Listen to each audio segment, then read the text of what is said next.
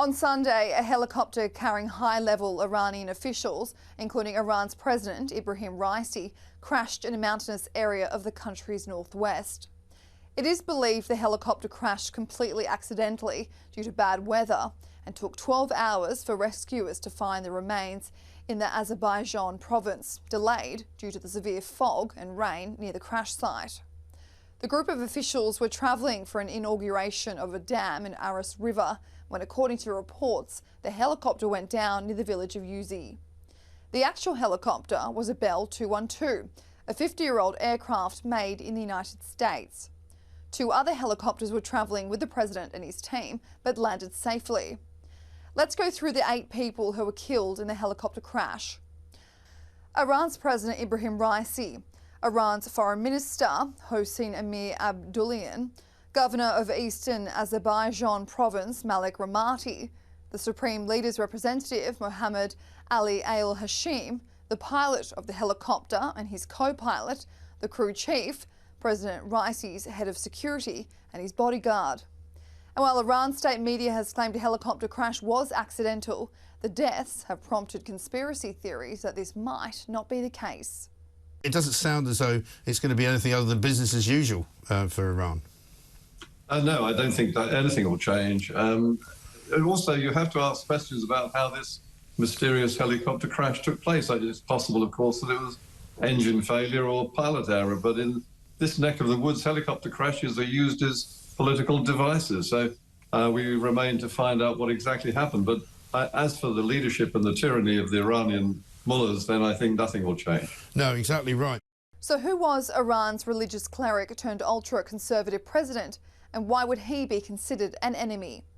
Elected in 2021 in a very low vote turnout, 63-year-old Ebrahim Raisi was considered the second most powerful person in the country after Supreme Leader Ayatollah Ali Khamenei.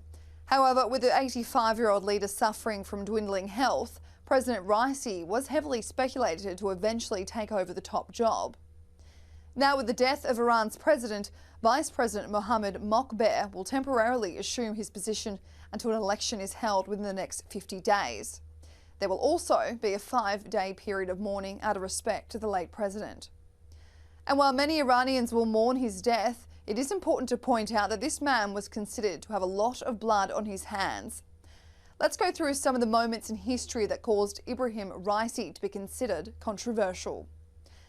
Ebrahim Raisi has long been nicknamed the Butcher of Tehran.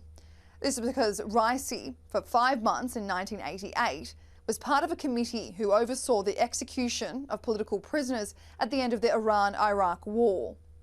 The group of judges were later known as the Death Committee, where they handpicked jailed Iranians who were supporters of left-wing ideologies to be killed.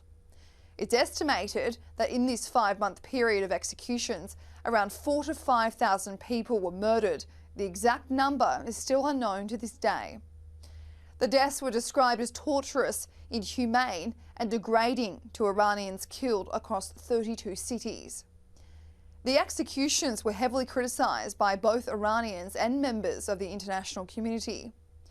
The United States placed sanctions on Ebrahim Raisi in 2019 over the 1988 executions, some of those who were just children.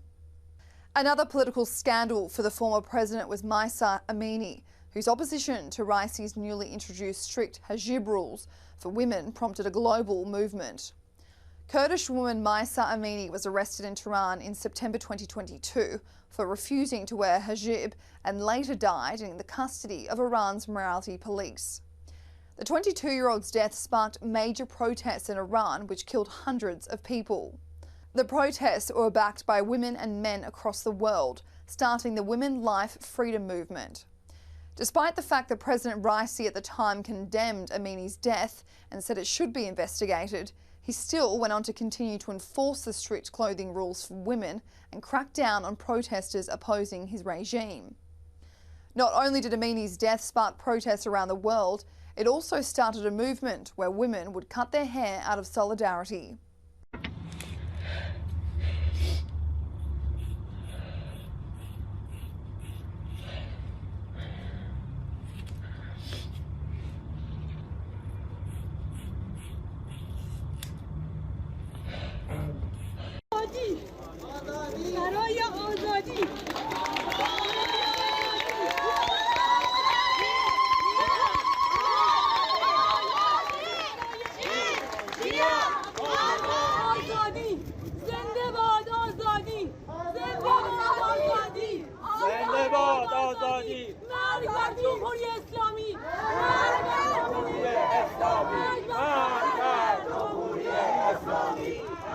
Kadın, yaşam, özgürlük.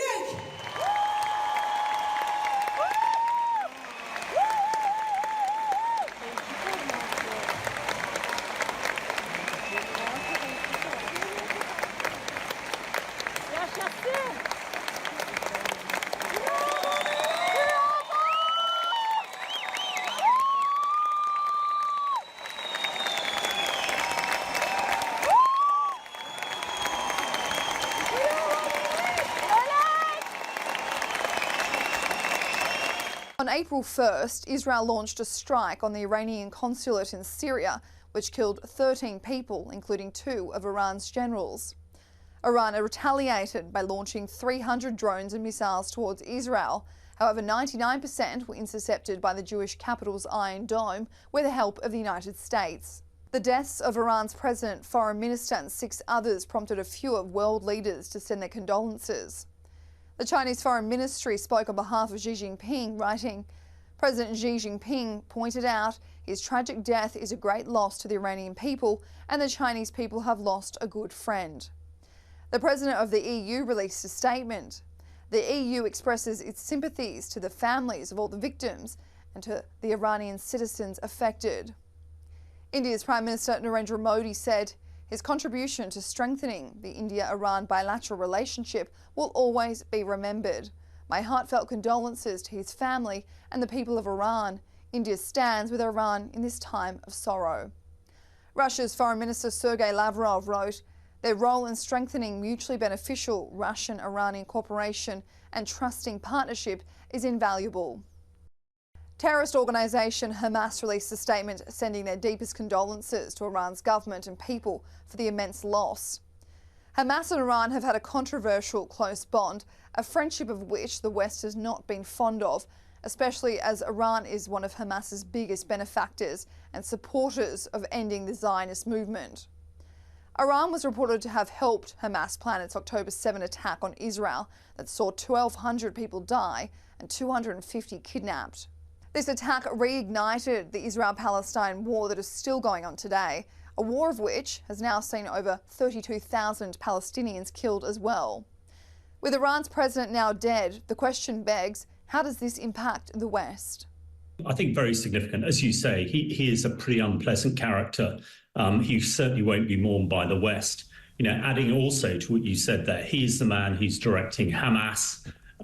He's the man who's directing Hezbollah and also the Houthis to attack US and UK shipping. Yeah. You know, an awful lot of the evil around the world emanates out of Ebrahim Raisi and what he does. He's also recently ordered the enrichment of uranium in order that Iran can get a nuclear weapon.